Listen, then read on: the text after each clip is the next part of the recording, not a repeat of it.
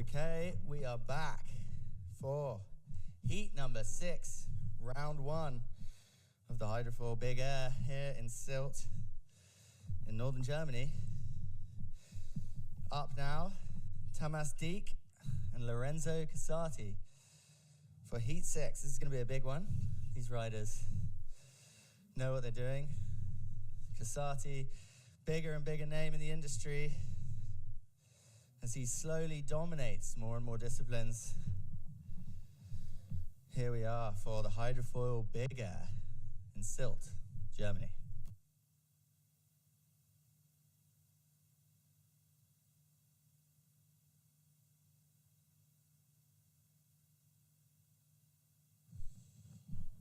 Okay, if you've got any questions, make sure you drop them in the comments section. If you've just joined us, I am Tom Court, and I am your host for the live stream of the GKA Kite World Tour, Hydrofoil Big Air and strapless kitesurfing here in Westerland, Germany. And we have got riders on the water right now for heat 6 of round 1. Lorenzo Casati coming in, looking to put his first chalk on the board in that pink lycra. Looking confident out there. We've got light winds in the heat box and tricky conditions to start the day. We've seen different performance levels in the heat so far as we get different conditions across the box. We've got some gusts coming in from about 17 knots and some lulls up to about 10 knots. So it's developing. We're looking to have a slightly stronger wind this afternoon, so the action is going to heat up as we go through the day. As you can see here, we've got 2 different kite styles on the water, so it's going to be interesting to see how they both perform. So far, Deák dropping a 5.07, which is a really good score for the heat so far, but struggling with his outer mark tack there, with only 15 seconds to go to get his next trick. That was a strategic error, I would say. But here we go. He's on a foil kite, so he's got a very good chance of performing some big jumps for us. Here we go. He's into it. Multiple rotation front rolls. Nice smooth landing. Probably looked like he wanted 1 or 2 more of those, but the wind didn't allow.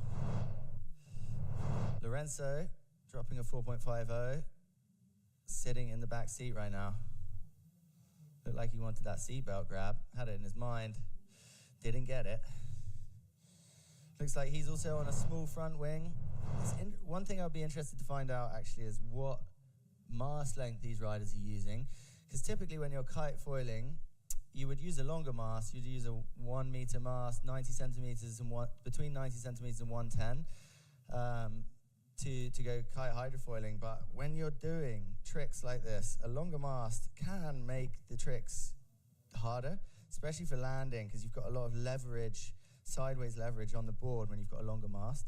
So I think these riders will be riding somewhere between 750 and a 90 centimeter mast. Probably prioritizing 82 centimeters, I reckon, between 82 and 85, which is typically what you might use for wing foiling rather than kiting. But these guys are tuning their equipment for the conditions and for their discipline. So as we go throughout the day, I will find out the answer to some of these questions, and we will move into the event, into the action.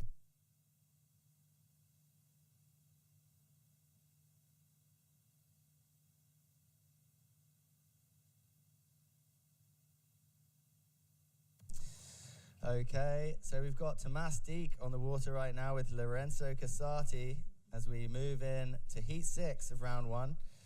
The conditions are looking tricky. It's light wind out there, but I've got a special guest joining me in the studio right now. Here is Ruben Lenton. All right, mate, how are you? What's up, brother? So good to see you, and what a stellar job you're doing here on your own. So I thought I would pop in to catch up and check the action. Check the action, mate. Yeah, well, it's nice to be here. It's great to be back at another GKA event, as we've been throughout the years at these events. It's cool to see such a cool setup here in Sylt, Germany. What's your impression of this spot?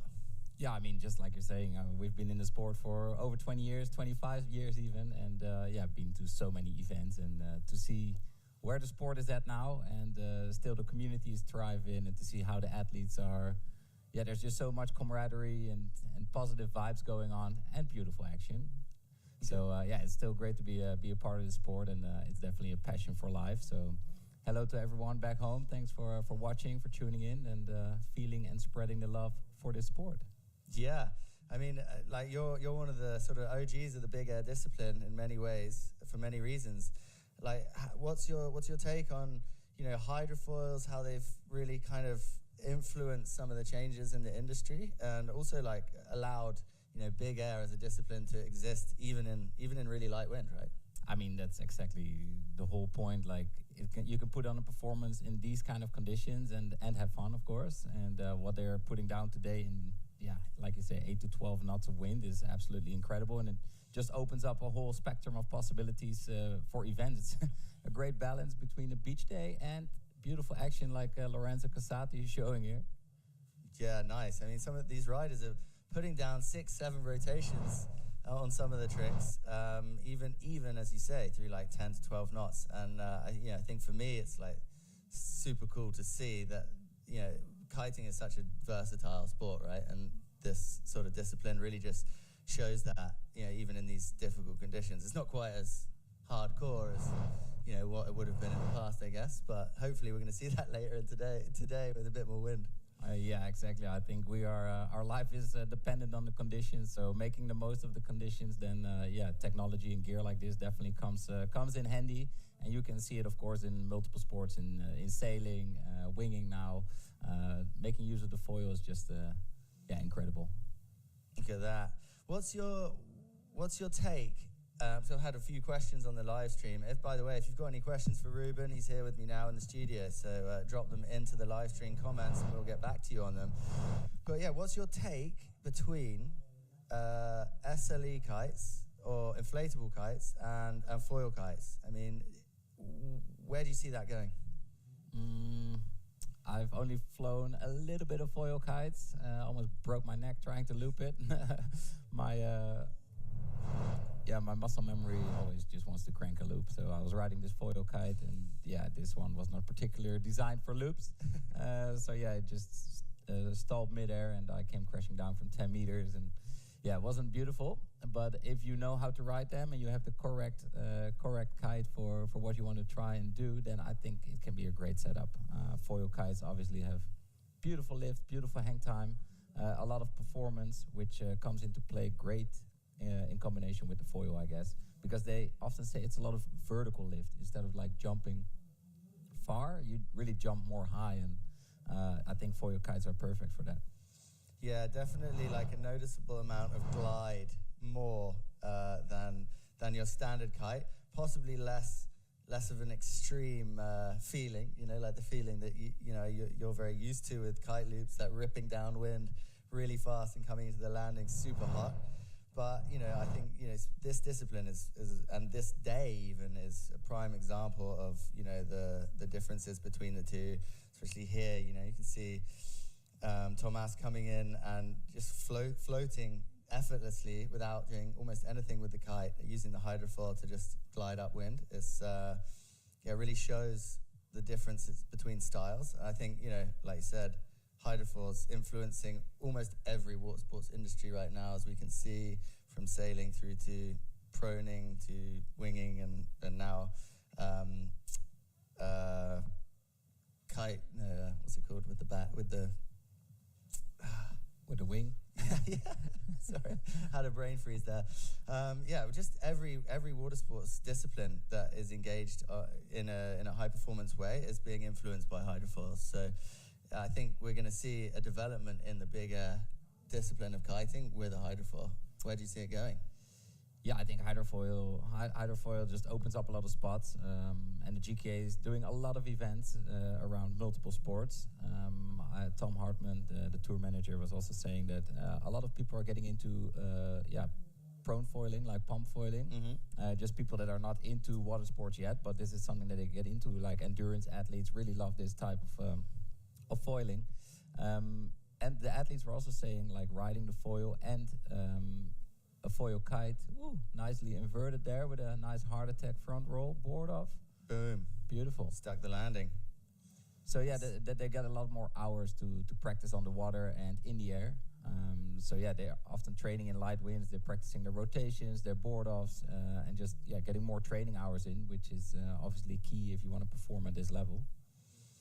Yeah, I mean, often it's about time on the water, especially for these guys at a top level. Like getting, as many hours on the water as you can will often give you the advantage, especially like in a competitive situation, right? Like I heard one of the riders talking about just getting experience in the box out there earlier, to compete, especially as this is such an emerging discipline that's only been around for a couple of years.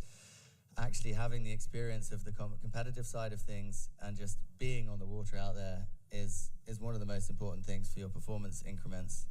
100%, and for your mental health. It's good to be out there. Mental health and fun, and just getting out there as many hours of the day as possible. I mean, I know both of us have been big fans of just being on the water as much as we can throughout our lives. And I think, if you haven't tried kiting yet, you need to get out there and get on it. Thomas Deák with some rotations of his own. That landing, like bounce out.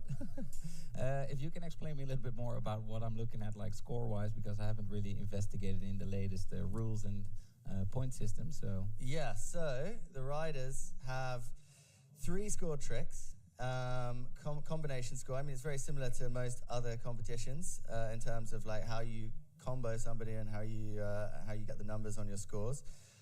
They've got to perform different tricks each time, so the judges are looking for front rolls or back roll variations versus also different tacks as well. So they're kind of putting the tricks into different boxes of how they score, so you can't repeat tricks, or if you do repeat tricks, your top scored trick of that same type will replace your last score. This is scary. Imagine falling on it, your sashimi. Yeah, I know. That's the flying axe, as I've been calling it. If you, hydrofoil can be a great advantage, especially in light winds, but it can also be pretty dangerous if you get it wrong. I personally can't imagine flinging a hydrofoil around at 20 meters and catching it. I'm out. Yeah, I'm definitely. I'm in the commentary booth. We're in the commentary booth. Staying safe and dry. Safe and dry, and looking out the window at this epic action today. What have you been up to at this event? What are you up to here? Some more rotations. Sorry, going back to the tricks you were just explaining. Is it still called trick families? Trick families, yeah. Yeah, okay. Trick families. Yeah, we've got them here on the board. If you want to check them out at home, you can look on the GKA website. Here we've got the trick families. We've got air style tricks, handle pass tricks, surface tricks, board off rodeos, kite loops, contra loops, and S loops. Nice, bring on the S loops. Yeah, bring on the S loops. I think a lot of these tricks we won't see until the wind starts to pick up properly through this event.